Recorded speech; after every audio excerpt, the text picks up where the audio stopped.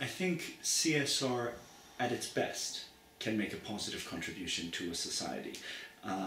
The basic concept is to have companies identifying themselves as part of a community and to look at how can companies play a positive role in contributing as a member of that community to both addressing issues and challenges that people face, but also working to make things better, to make a positive contribution.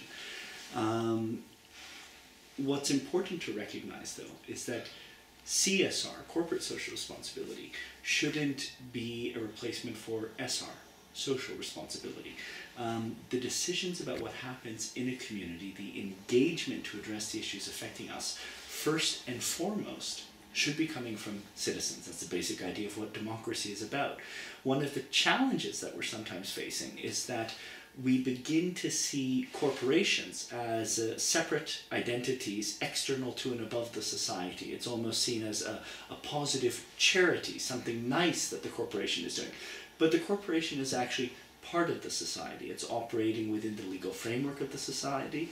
It is using the benefits and resources which citizens contribute through our tax dollars or RON or euros to schools, to building infrastructure.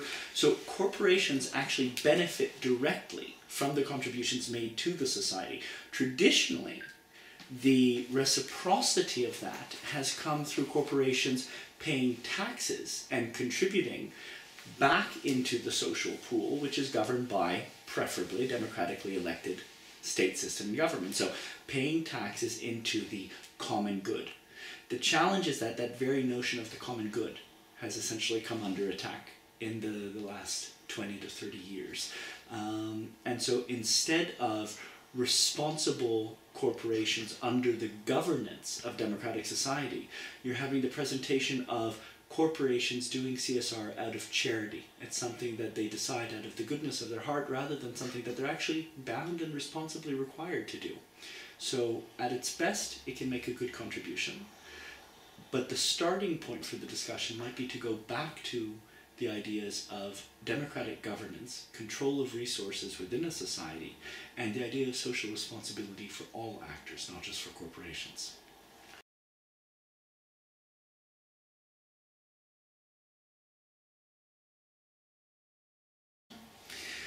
I think we're beginning to see a relationship, and of course in different ways there has been for many years in different parts of the world. What you have seen is at times corporations playing a very positive role in community development, in promoting economic development in their countries, and also in support of peace processes. It's very interesting to look at the role that companies played in countries like South Africa, Northern Ireland, and increasingly there's the discussion within the context of the Global Compact together with the United Nations, but also the work of many international organizations from the UN to International Alert, Conciliation Resources, and others, looking at how can companies make a positive contribution in support of peace processes. There's actually a discussion in the British Parliament that's happening this week exactly on that issue, organized by the All-Party Parliamentary Group on Conflict Issues.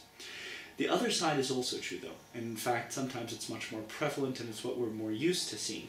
Corporations which are making a negative contribution to de-development or to bankrupting or to worsening quality of life within countries.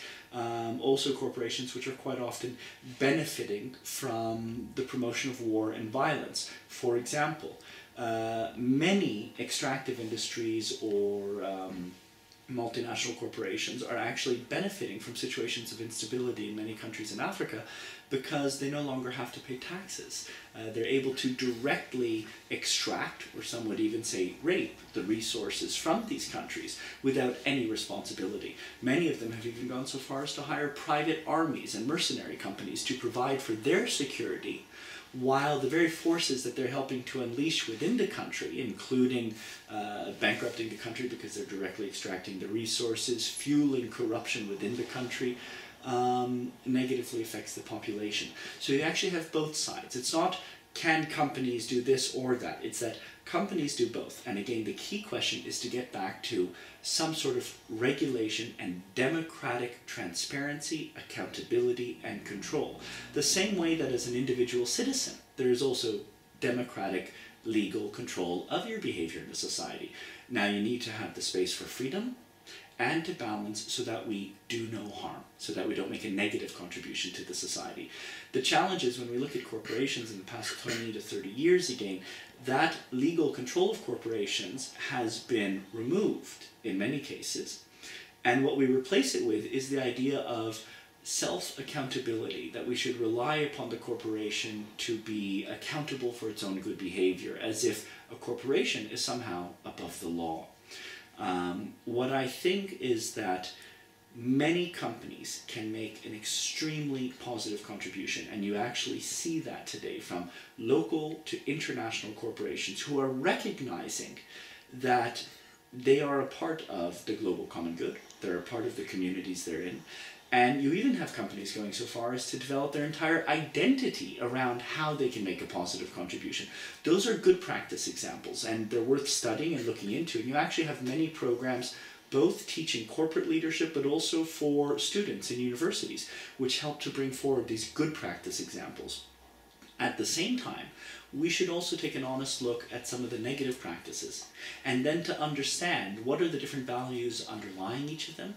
What are the regulatory frameworks which either enable and support good practice or which help to contribute to some of the destructive practices that we've seen companies practicing globally over the past few years and decades, as well as from long before that.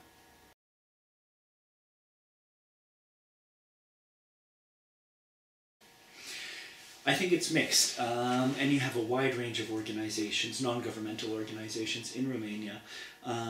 You have seen over the last few years a significant increase in focus on corporate social responsibility, which has been the avenue or the channel through which companies and NGOs are coming together more than they did in the past. There are a few different aspects of that. You've had some organizations which have been very good at approaching companies and identifying corporate social responsibility as one of the pillars, the inputs of resources that enables them to do their work. You have some examples where that is done extremely well for a good cause, and one of the best examples I like to use in Romania is the Little People Association. They do incredible work. They do work that directly benefits and makes a difference in people's lives and addresses key issues in the community. When the Little People Association approaches companies, you have companies contributing to something that actually makes a difference. That's one example. Another example, the second group, are organizations which have become professional at receiving corporate funds, but often have less ties with the community. In fact, they spend more of their time working to make themselves look good through galas, through promotional materials, through exciting events aimed at attracting corporations, and often will have little or no actual engagement with the community. These are the seductive sellers. They're experts at selling what they're doing. The authenticity and the reality of their programs is often not there. Unfortunately, a number of CSR programs on the side of the companies don't go further into looking at what really is the impact of this work on communities, on those they're trying to benefit. The third group are organizations which are able to get company funds through CSR, but their projects don't have much impact, not because their focus is so much just on the companies, but because of the weakness in how they work. There's still a challenge for a lot of organizations in this country to develop authentic and effective capabilities to really engage with the issues facing the communities they're working in, facing the country, and to work for meaningful change. So I think you have a range of different relations on the side of the organizations towards the companies. On the side of the companies, there's a range of motives for why they do it. Some because they responsibly look at what's happening in the community and the country and they want to make a positive contribution. They want to do something to help improve it. Some because they see it as a cheaper, more effective way of motivating their staff. It's used essentially as a less expensive form